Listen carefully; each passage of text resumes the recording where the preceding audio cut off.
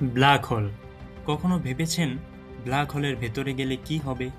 ধরুন আপনি একটি ব্ল্যাক হোলের দিকে এগোচ্ছেন। যত কাছাকাছি যাবেন এর মহাকর্ষ তত শক্তিশালী হবে। অর্থাৎ এটি আপনাকে নিজের দিকে আকর্ষণ করা শুরু করবে।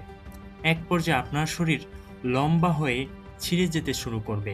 বিজ্ঞানীরা এই ঘটনাকে বলে স্প্যাগোটিফিকেশন। ব্ল্যাক হোলের কাছে গেলে আপনি স্প্যাগোটিফিকেশনের শিকার হবেন, অর্থাৎ আপনার শরীর লম্বা হয়ে ছিঁড়ে যেতে থাকবে।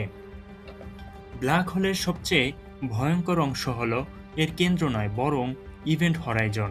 ইভেন্ট হরাইজন হচ্ছে এমন এক অদৃশ্য সীমা যেখানে গেলে ফিরে আসার কোনো উপায় নেই, এমনকি আলো পর্যন্ত ফিরে আসতে পারে না।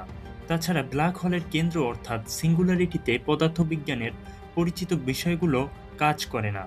তাই ব্ল্যাক হোলের ভেতরে কি আছে সেটি এখনও মহাবিশ্বের সবচেয়ে বড় রহস্যপূর্ণ রহস্যগুলোর একটি।